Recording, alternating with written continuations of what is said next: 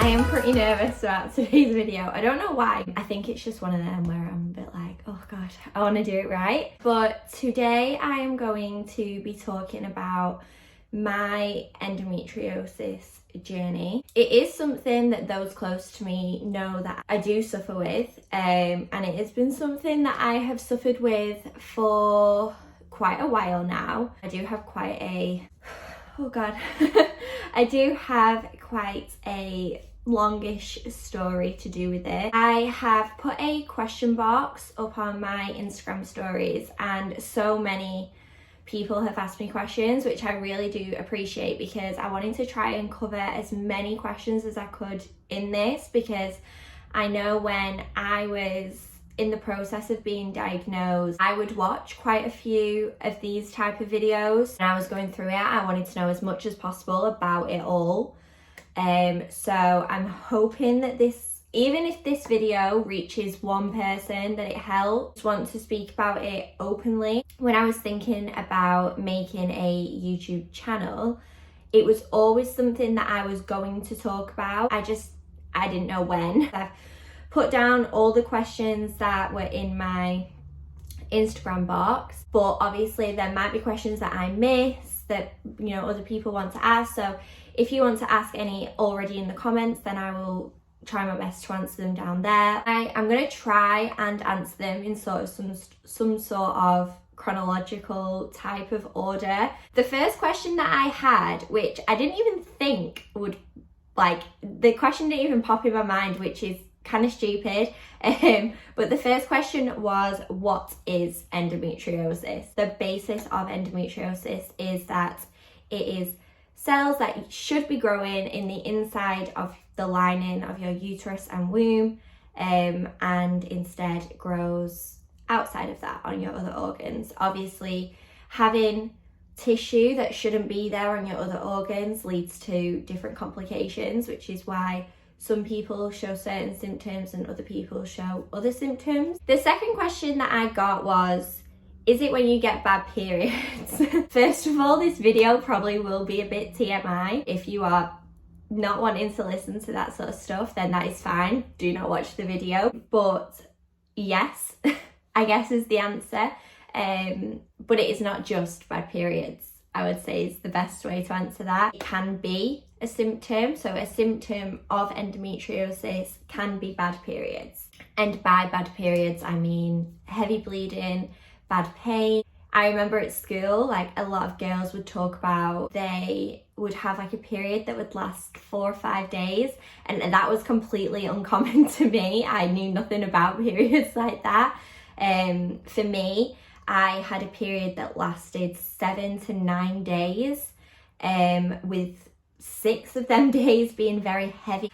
So yes, it can be bad periods, but that is just one symptom of endometriosis. If you do, or if you are suffering with bad periods where they are very heavy, or they are lasting for a very long time, or you are in excruciating pain, I would say go to your doctor, and not just taking the pill as an answer to it. Maybe get a little bit more information about what potentially could be going on as to why you are suffering with them bad periods. It kind of leads on to the next question, which was, what symptoms did you have? So obviously, what symptoms did I have? The main symptom for me was not actually painful periods. I had painful periods, but I had always had painful periods.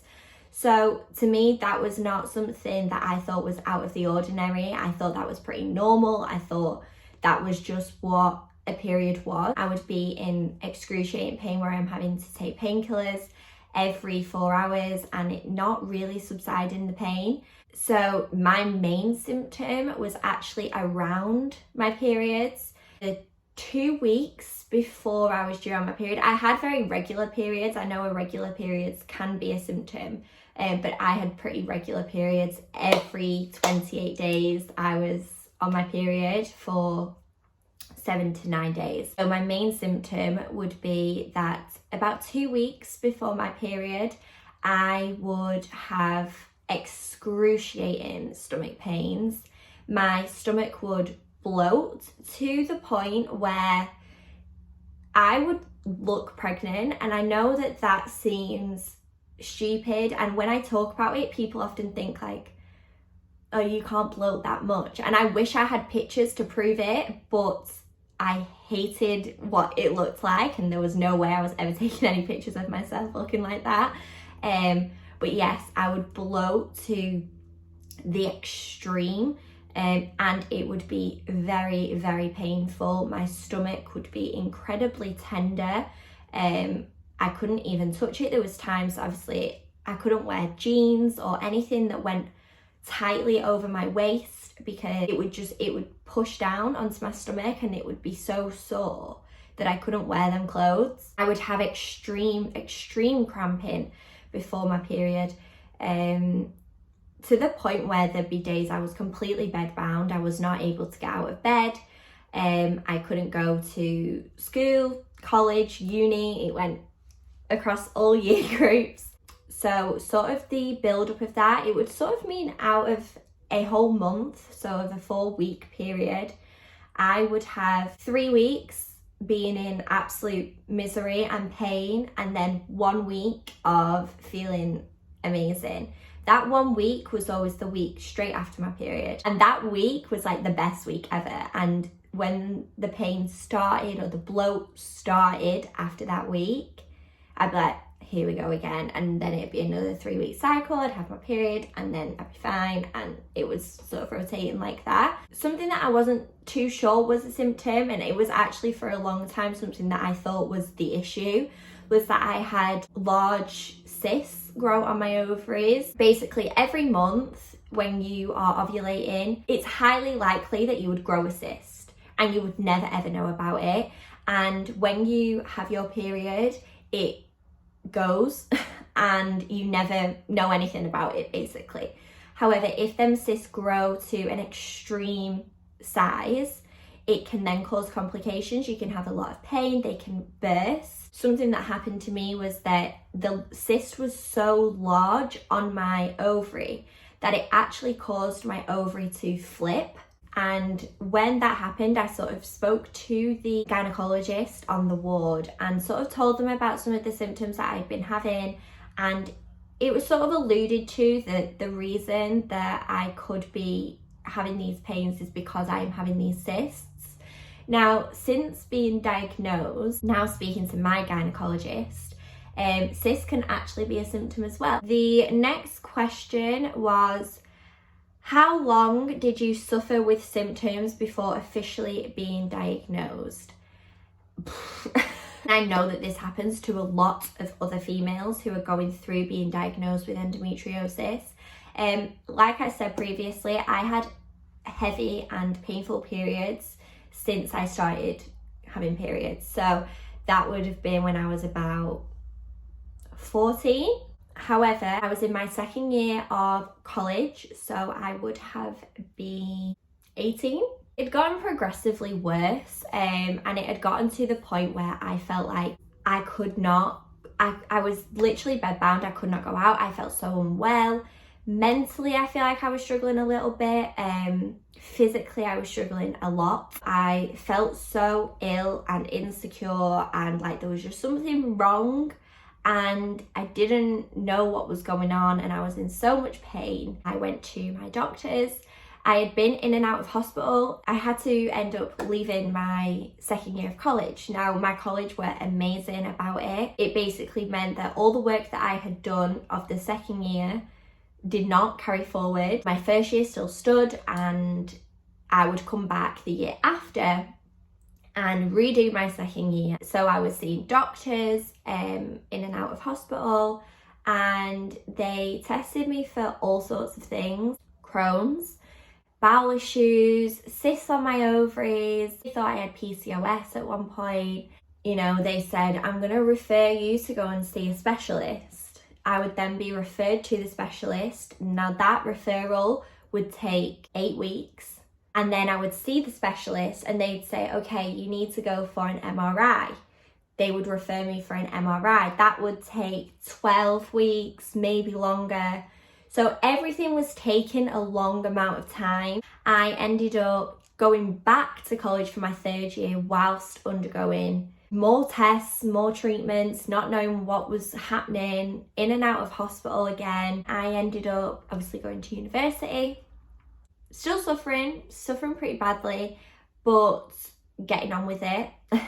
I was pretty lucky that I wasn't in every single day. Then I was in my final year of university. I think I just sort of settled at just thinking that it was cysts, and cysts were causing the pain, and I was monitored on my cysts. If I was ever in any sort of excruciating pain, they told me to come in, because the last thing they wanted to happen was me have a huge cyst and it burst and have to lose an ovary. Lo and behold, I was in hospital again. And I think this was around about March. I was sat on the bed. They had done scans, they had done blood pressure, blood tests. The doctor that was in the hospital at that time came over and spoke to me. I was led in the bed. I remember so clearly, he turned around to me and he went, "Sometimes girls just have stomach issues and you just have to get on with it." After he said that to me, I just wanted to burst into tears.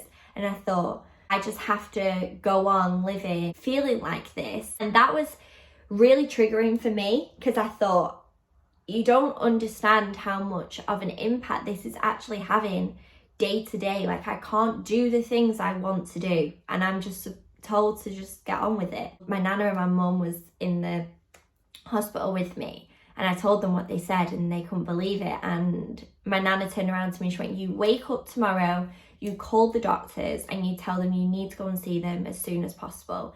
And that was exactly what I did. I woke up the next day, I called the doctors, and I went and I spoke to a doctor. He was called Dr. Brown.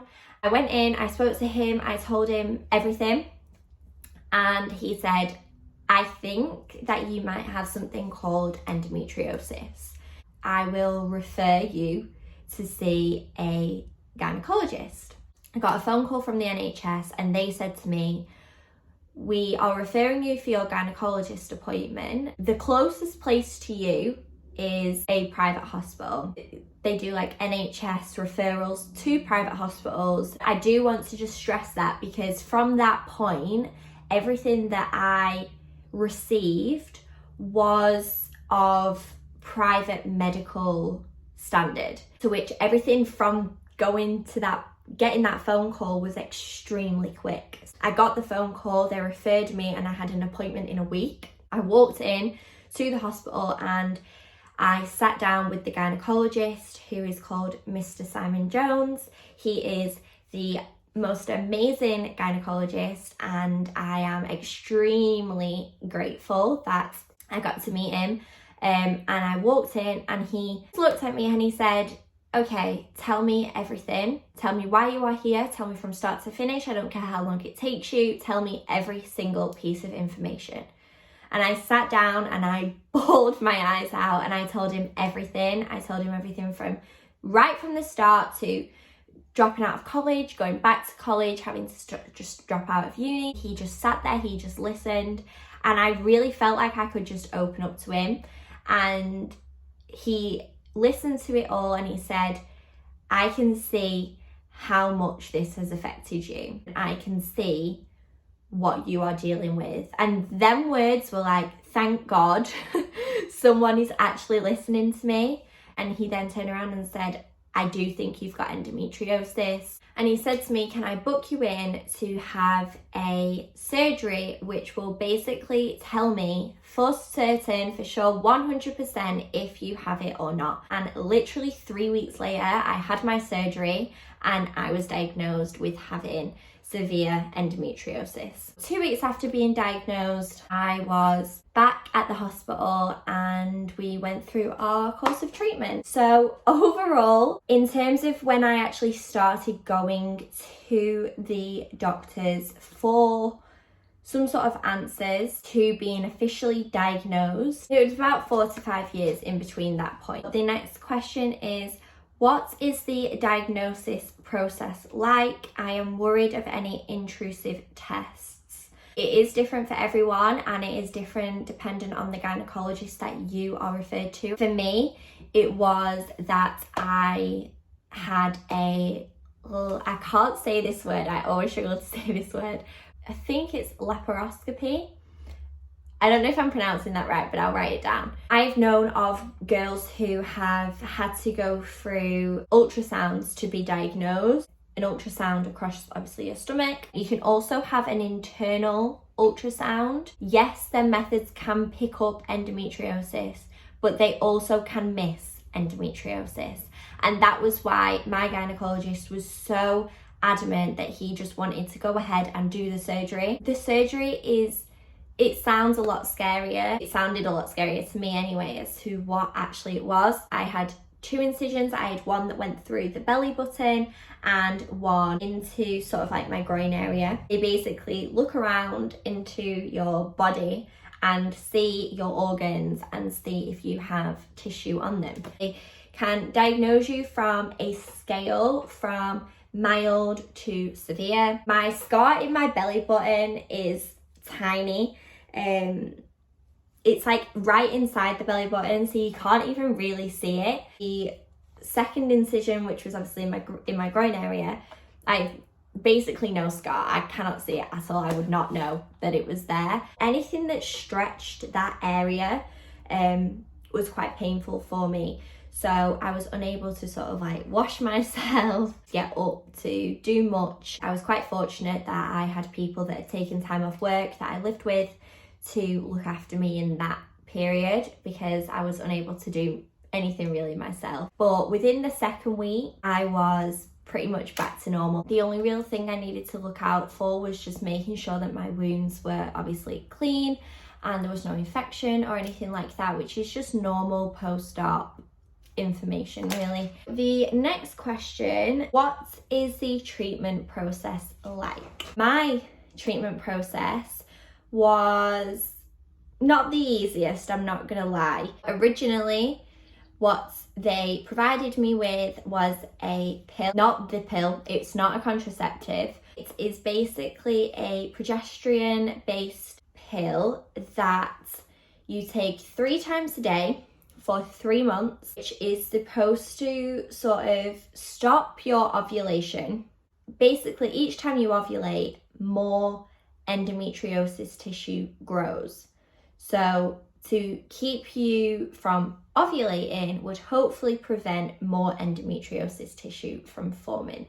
And I was probably about just less than 2 months into the medication. I would say I'd been doing it right. I'd been taking the 3 a day, as I was told to do. I ended up bleeding quite heavily on probably the 3rd day of having cramps and the spotting. I was bleeding extremely heavily to the point where it kind of looked like I had been shot. Large blood clots. When I say large blood clots, I would say they were probably about that size. My mum took me straight down to the urgent care centre, which is inside of the A&E department. I got to see the sort of like on-call doctor that was there. He told me to go and take a urine sample. So off I went to the toilet with my little pot to go and take a urine sample. And as I was taking a urine sample, what I can only explain as the most disgusting thing happened.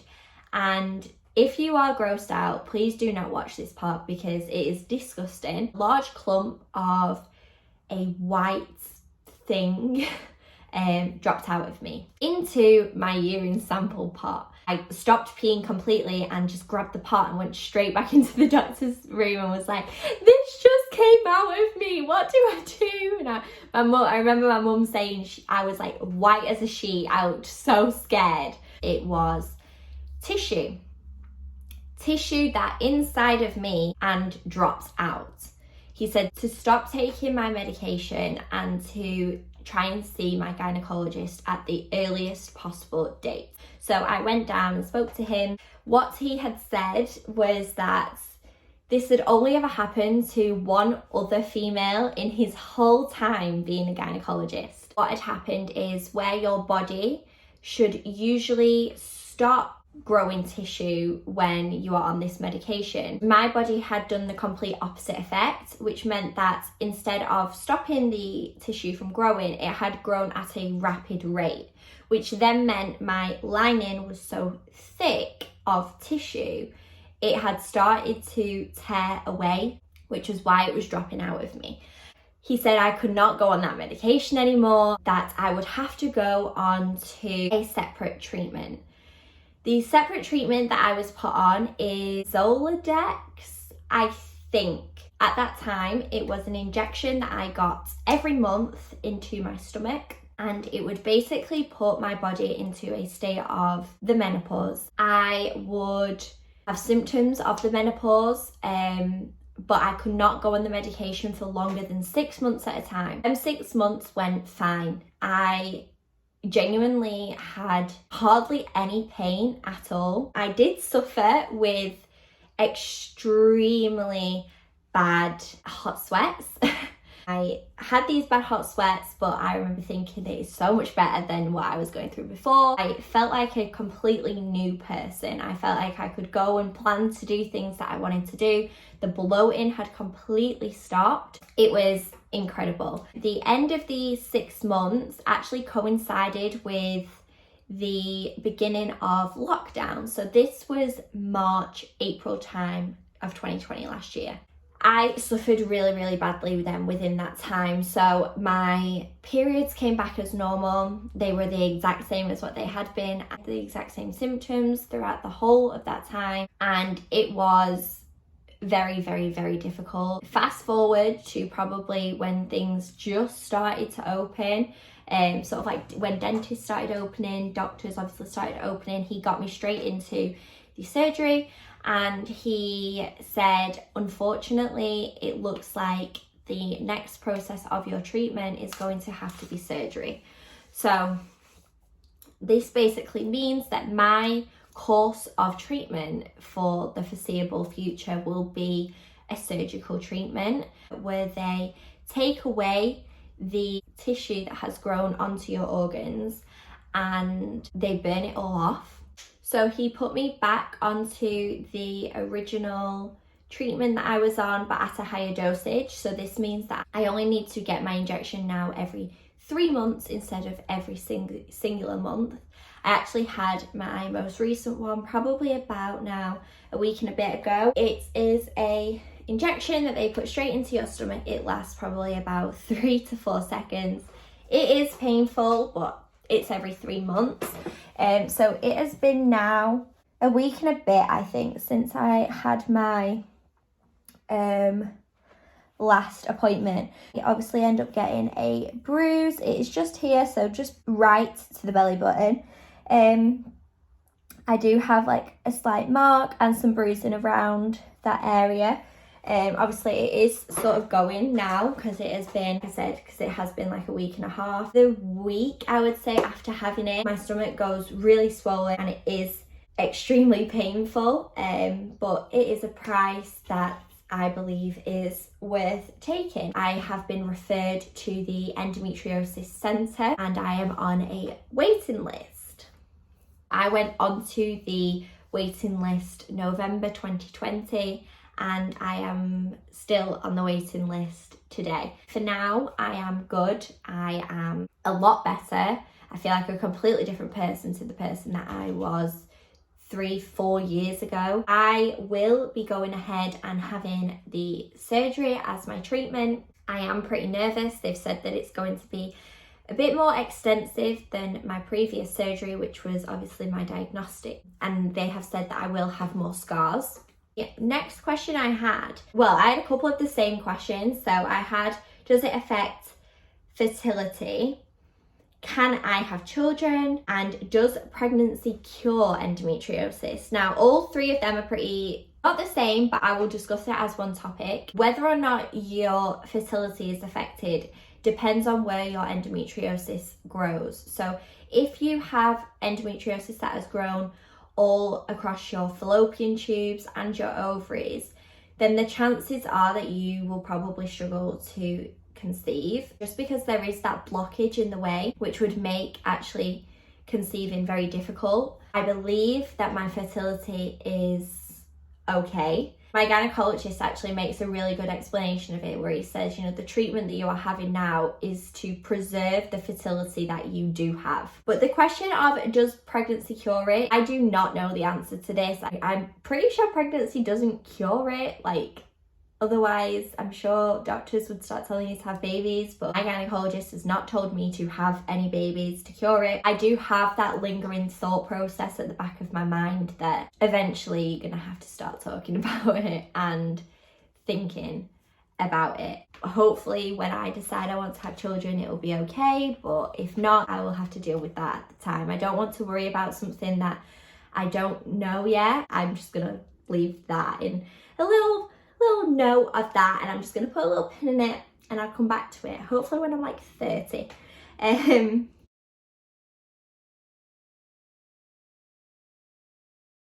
My first tip for dealing with it is realizing that your body is going through something that it should not be going through. To get yourself out of your own headspace and to see what is happening, to understand that you are going through something that is causing these side effects or might be causing you to be feeling a certain way, and also to realize that it happens to a lot of other women, and that them women are a support network basically. You know, these are people that are going through the same thing as you, and although no one's story is exactly the same, people are going through the same thing and they are struggling. And you know, if you have just been diagnosed with it, you know, you're already 10 steps ahead of someone that is just still fighting to try and get diagnosed. I think it's just being really appreciative of where you are or where you are going or your plan. Mentally sort of dissociating yourself with how you are, you know, struggling so much, and sort of more thinking about where you are going, I guess. My second tip would be to find a gynecologist. Please find a gynecologist.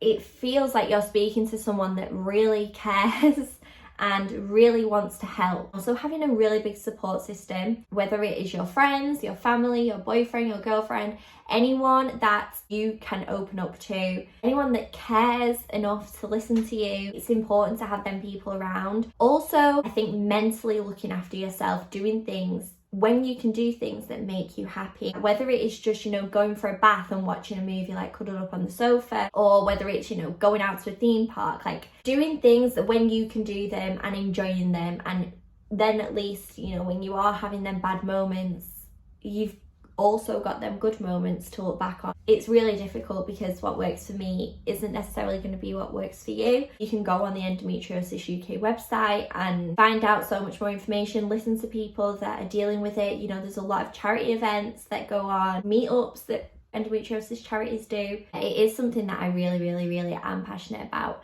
and I really do care about. So thank you very much if you have watched to the end of this video. I feel like it might be a long one and I do apologise. I do like to start chatting away when I get started, but I did try and answer all of the questions on there. If there are any other questions that you want to ask again, please do leave them in the comment section and I will try my best to answer them as much as possible. Please like, subscribe. It is something that I am really enjoying doing, and I am really thankful for all of the messages that I've had so far of people reaching out to me that have been enjoying my videos. Yeah, I'm not too sure what else to say, but thank you very much for listening. You know, this is a very personal topic and I hope that I have answered your questions and answered it correctly in the right way. Hopefully come back for another video sometime soon, and